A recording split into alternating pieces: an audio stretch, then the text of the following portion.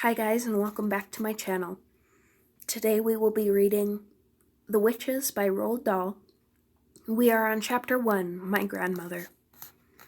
I myself had 2 separate encounters with witches before I was 8 years old. From the first I escaped unharmed, but on the second occasion I was not so lucky. Things happened to me that will probably make you scream when you read about them. That can't be helped. The truth must be told. The fact that I am still here and able to speak to you, however peculiar I may look, is due entirely to my wonderful grandmother. My grandmother is Norwegian. The Norwegians know all about witches, for Norway, with its black forests and icy mountains, is where the first witches came from.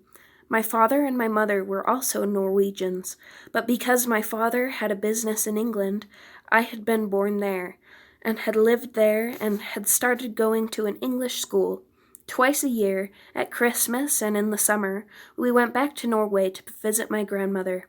This old lady, as far as I could gather, was just about the only surviving relative we had on either side of our family. She was my mother's mother, and I absolutely adored her. When she and I were together, we spoke in either Norwegian or in English. It didn't matter which. We were equally fluent in both languages, and I have to admit that I felt closer to her than to my mother. Soon after my 7th birthday, my parents took me, as usual, to spend Christmas with my grandmother in Norway. And it was over there, while my father and my mother and I were driving in icy weather just north of Oslo, that our car skidded off the road and went tumbling down into a rocky ravine. My parents were killed. I was firmly strapped into the back seat and received only a cut on the forehead. I won't go into the horrors of that terrible afternoon. I still get the shivers when I think about it. I finished up, of course, back in my grandmother's house, with her arms around me tight, and both of us crying the whole night long. "What are we going to do now?" I asked her through the tears. "You will stay here with me," she said, "and I will look after you." "Aren't I going back to England?" "No," she said, "I could never do that. Heaven shall take my soul, but Norway shall keep my bones." The very next day, in order that we might both try to forget our great sadness, my grandmother started telling me stories. She was a wonderful storyteller, and I was enthralled by everything she told me. But I didn't become really excited until she got on the subject of witches. She was apparently a great expert on these creatures, and she made it very clear to me that her witch stories, unlike most of the others, were not imaginary tales. They were all true. They were the gospel truth. They were history. Everything she was telling me about witches had actually happened, and I had better believe it. What was worse, what was far, far worse, was that witches were still with us. They were all around us, and I had better believe that too. "Are you really being truthful, Grandmama? Really and truly truthful? My darling," she said, "you won't last long in this world if you don't know how to spot a witch when you see one." "But you told me that witches look like ordinary women, Grandmama. So how can I spot them?" "You must listen to me," my grandmother said. "You must remember everything I tell you. After that, all you can do is cross your heart and pray to heaven and hope for the best." We were in the big living room of her house in Oslo, and I was ready for bed.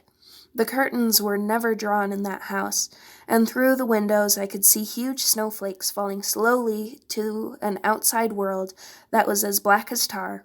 My grandmother was tremendously old and wrinkled, with a massive, wide body which was smothered in gray lace. She sat there, majestic in her armchair, filling every inch of it. Not even a mouse could have squeezed in to sit beside her. I myself, just 7 years old, was crouched on the floor at her feet, wearing pajamas, dressing gown, and slippers. "You swear you aren't pulling my leg?" I kept saying to her. "You swear you aren't just pretending?" "Listen," she said. "I have known no less than 5 children who have simply vanished off the face of this earth, never to be seen again. The witches took them." "I still think you're just trying to frighten me," I said. "I am trying to make sure you don't go the same way," she said. "I love you, and I want you to stay with me." "Tell me about the children who disappeared," I said. My grandmother was the only grandmother I had ever met who smoked cigars. She lit one now, a long black cigar that smelled of burning rubber. The first child I knew who disappeared, she said, was called Ragnhild Hansen. Ragnhild was about 8 at the time, and she was playing with her little sister on the lawn. Their mother, who was baking bread in the kitchen, came outside for a breath of air. "Where's Ragnhild?" she asked. "She went away with the tall lady," the little sister said. "What tall lady?" the mother said. "The tall lady in the white gloves," the little sister said. She took Ragnhild by the hand and led her away. No one, my grandmother said, ever saw Ragnhild again. "Did they search for her?" I asked. "They searched for miles around. Everyone in the town helped, but they never found her." "What happened to the other 4 children?" I asked. "They vanished just like Ragnhild did." "How, Grandmama? How did they vanish?" "In every case, a strange lady was seen outside the house just before it happened." "But how did they vanish?" I asked. "The second one was very peculiar," my grandmother said. "There was a family called Christensen. They lived up on Olmenkollen, and they had an old oil painting in the living room, which they were very proud of. The painting showed some ducks in the yard outside a farmhouse. There were no people in the painting, just a flock of ducks on a grassy farmyard and the farmhouse in the backyard. It was a large painting, and rather pretty. Well, one day their daughter, Solveig, came home from school eating an apple. She said a nice lady had given it to her on the street. The next morning, little Solveig was not in her bed.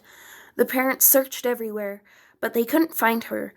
Then all of a sudden, her father shouted, "There she is! That's Solveig feeding the ducks." She was pointing at the oil painting, and sure enough, Solveig was in it. She was standing in the farmyard, in the act of throwing bread to the ducks out of a basket. The father rushed up to the painting and touched her, but that didn't help. She was simply a part of the painting, just a picture painted on the canvas. "Did you ever see that painting, Grandmama, with the little girl in it?" "Many times," my grandmother said, "and the peculiar thing was that little Solveig kept changing her position in the picture. One day she would actually be beside the farmhouse, and you could see her face looking out of the window. Another day she would be far over to the left, with a duck in her arms." "Did you see her moving in the picture, Grandmama?" "Nobody did. Whenever she was, whether outside feeding the ducks or inside looking out of the window, she was always motionless, just a figure painted in oils. It was all very odd," my grandmother said, "very odd indeed. And what was most odd of all was that, as the years went by, she kept growing older and older in the picture. In 10 years, the small girl had become a young woman. In 30 years, she was middle-aged. Then all at once, 54 years after it happened, she disappeared from the picture altogether." "You mean she died?" I said. "Who knows?" my grandmother said. "Some very mysterious things go on in the world of witches." "That's 2 you've told me about," I said. "What happened to the third one?" "The third one was little Birgit Svensson," my grandmother said. "She lived just across the road from us. One day she started growing feathers all over her body. Within a month she had turned into a large white chicken. Her parents kept her for years in a pen in the garden. She even laid eggs." "What color eggs?" I said. "Brown ones," my grandmother said. "Biggest eggs I've ever seen in my life. Her mother made omelets out of them. Delicious they were." I gazed up at my grandmother, who sat there like some ancient queen on her throne. Her eyes were misty gray, and they seemed to be looking at something many miles away. The cigar was the only real thing about her at the moment, and the smoke it made billowed round her head in blue clouds. "But that little girl who became a chicken didn't disappear?" I said. "No, not Birgit. She lived on for many years, laying her brown eggs." "You said all of them disappeared."